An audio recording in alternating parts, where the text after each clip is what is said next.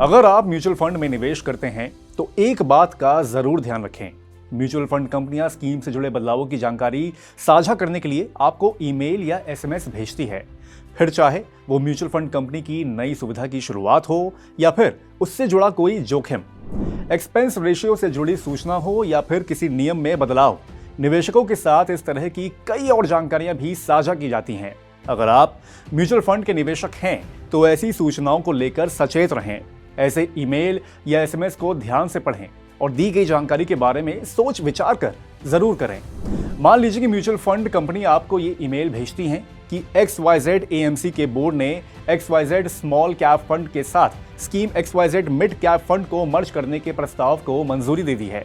फौरी तौर पर ऐसे ईमेल पढ़कर कुछ निवेशक घबरा जाते हैं और घबराहट में अपने निवेश को रिडीम यानी कि भुनना शुरू कर देते हैं। लेकिन मर्जर की खबर से आपको डरने की जरूरत नहीं है। पहले आप ये जान लें कि म्यूचुअल फंड स्कीम का मर्जर क्या होता है। ऐसे मामलों में निवेशकों को क्या करना चाहिए। म्यूचुअल फंड के मर्जर के तहत म्यूचुअल फंड स्कीम का कंपनी की मौजूदा किसी स्कीम में विलय किया जाता है। कई बार दो स्कीमों को जोड़कर एक नई स्कीम बनाने के लिए मर्जर किया जाता है। इस दौरान निवेशकों को ये जरूर ध्यान रखना चाहिए कि मर्जर से म्यूचुअल फंड स्कीम के निवेश उद्देश्यों, एक्सपेंस रेशियो, रिस्क प्रोफाइल और टैक्स के फ्रंट पर भी बदलाव आ सकता है। मिसाल के तौर पर हाल ही में आदित्य बिरला सन लाइफ म्यूचुअल फंड ने विलय का फैसला किया। इसके तहत कंपनी ने आदित्य बिरला सन लाइफ क्रिसिल IBX AAA मार्च 2024 इंडेक्स फंड का आदित्य बिरला सन लाइफ कॉर्पोरेट बॉन्ड फंड में विलय किया है। हाल ही में हुए सभी म्यूचुअल फंड स्कीम्स के मर्जर 2 अप्रैल 2024 से प्रभावी होंगे। हालांकि विलय के बाद मौजूदा स्कीम के नाम और बाकी विशेषताएं नहीं बदलेंगी और ना ही यूनिट होल्डर्स के हितों पर कोई प्रतिकूल प्रभाव पड़ेगा। अब सवाल यह है कि आखिर म्यूचुअल फंड स्कीम्स का विलय क्यों होता है। म्यूचुअल फंड हाउस कई वजह से म्यूचुअल फंड स्कीम्स का विलय करते हैं। इनमें से कुछ बड़े कारण हैं। मैनेजमेंट लागत कम करना, किसी स्कीम को आसान बनाना, पोर्टफोलियो मैनेजमेंट बढ़ाना और स्कीम्स के ऑपरेशंस को सरल बनाना। इस बात को अच्छी तरह से समझ लें कि म्यूचुअल फंड स्कीम्स के विलय से स्कीम की बुनियादी विशेषताओं पर बदलाव आता है। योजनाओं के विलय से निवेशक के पोर्टफोलियो पर भी असर पड़ता है।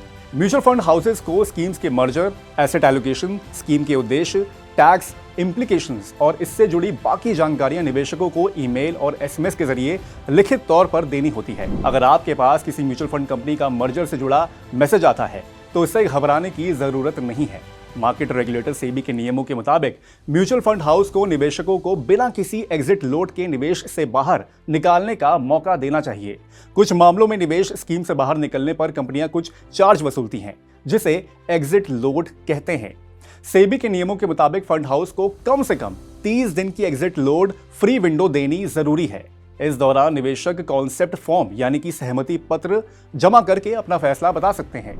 इस दौरान एक और बात को ध्यान में रखें, जो लोग तय समय सीमा में सहमति नहीं दे पाते हैं तो उनकी यूनिट को उस दिन की नेट एसेट वैल्यू पर भुनाया जाएगा।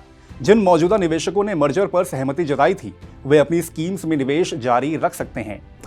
फिनवाइजर के फाउंडर और CEO जय शाह की सलाह है कि निवेशकों को कुछ बदलावों पर ध्यान देना चाहिए, जैसे कि नई स्कीम्स के उद्देश्य, फीस स्ट्रक्चर और टैक्स इम्प्लीकेशंस। साथ ही फंड मैनेजर्स के ट्रैक रिकॉर्ड पर भी नजर रखनी चाहिए।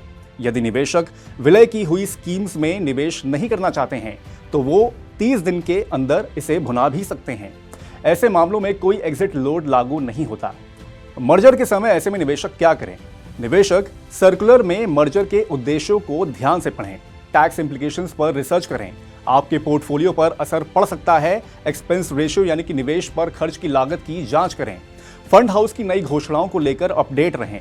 फंड मैनेजर के ट्रैक रिकॉर्ड की जांच करें। नए स्कीम्स के उद्देश्य वित्तीय लक्ष्यों के अनुरूप है या नहीं, इस बारे में जानें। हालांकि म्यूचुअल फंड में पैसा लगाना एक सुरक्षित निवेश माना जाता है, लेकिन म्यूचुअल फंड स्कीम्स का मर्जर होने पर निवेशक को इस पर पैनी नजर रखनी चाहिए, क्योंकि निवेश पर निर्णय लेने के लिए निवेशकों के पास सिर्फ 30 दिन का समय होता है। म्यूचुअल फंड स्कीम्स के मर्जर के बाद अगर निवेशक अपनी म्यूचुअल फंड स्कीम्स को बेचने का फैसला करते हैं तो उन्हें कैपिटल गेन टैक्स चुकाना पड़ सकता है। हालांकि ज्यादातर मामलों में चिंता करने की जरूरत नहीं है। रिसर्च और एनालिसिस करके निवेशक आसानी से अपना नफा नुकसान समझ सकते हैं।